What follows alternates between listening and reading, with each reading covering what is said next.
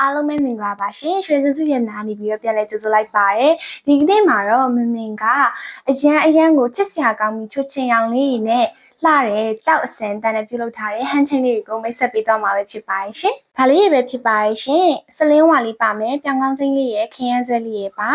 မင်းတခုချင်းစီတေချာလေးပြပေးပါမယ်ရှင်ဒါလေးကကြတော့မင်းမိတ်ဆက်ပေးသွားမယ်နံပါတ်1ဟန်ချင်းလေးပဲဖြစ်ပါတယ်သူလေးကကြတော့စလင်းဝါကြောက်အစင်အတန့်လေးကိုပေါ့နော်ဒီလိုမျိုးပက်လဲပတ်ကုံပက်လဲဟန်ချင်းလေးခတ်ပေးထားတာပဲဖြစ်ပါတယ်ရှင်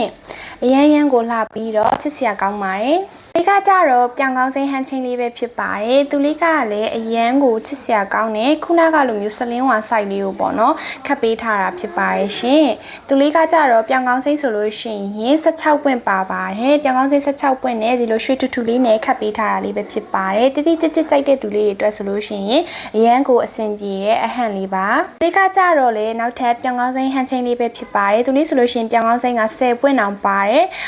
ပြီးတော့ဒီလိုကြောက်ပေါ့နော်ကြောက်ကလတ်ချင်းကြောက်ဆိုင်အကြီးကြီးနဲ့ခတ်ပေးထားတာပဲဖြစ်ပါတယ်ရှင်ဒီဆိုလို့ရှိရင်လည်းပြောင်ကောင်းချင်း14ပွင့်အောင်ပါပြီးတော့ကလတ်ချင်း30နီးပါးပေါ့နော်30နီးပါးနဲ့ခတ်ပေးထားတာမို့လို့အပြင်မှာကြီးကြီးထက်ထည်လေးနဲ့ရမ်းလာပါတယ်ကတော့ခရမ်းဆွဲဟန်ချင်းလေးပဲဖြစ်ပါတယ်ဒီဘက်လေးကကြတော့ခရမ်းဆွဲရောင်ဖြော်လေးဒီဘက်လေးကအရင်လေးပဲဖြစ်ပါတယ်ရှင်သူလေးဆိုလို့ရှိရင်လည်းဒီလိုမျိုးပေါ့နော်အိုးမြင့်လေးနဲ့ရွှေအိုးထူလေးနဲ့ခတ်ပေးထားတာပဲဖြစ်ပါတယ်ရှင်ကြွကြွလေးနဲ့เนาะကြီးကြွလေးနဲ့အရန်လှရဲသူလေးကကြတော့ဒါလေးကလည်းအရောင်အရင်လေးပေါ့နော်အရောင်ရင်လေးနဲ့ဆိုတော့ဆိုလေးနဲ့အရန်ကိုလှပါတယ်ရှင်ကိုမောက်ကြိုက်တဲ့တာလေးကိုယူလို့ရပါတယ်သင်ခုပြပေးသွားတဲ့ဟန်ချင်းလေးအကုန်လုံးကကြောက်ရည်လှလှလေးတွေကသုံးပြီးတော့ခတ်ပေးထားတာမို့လို့ကိုမတို့လက်ကဝတ်တဲ့လေးတွေမှာဆိုလို့ရှိရင်ပို့ပြီးတော့အလှပုံနေတော့မှာပါနော်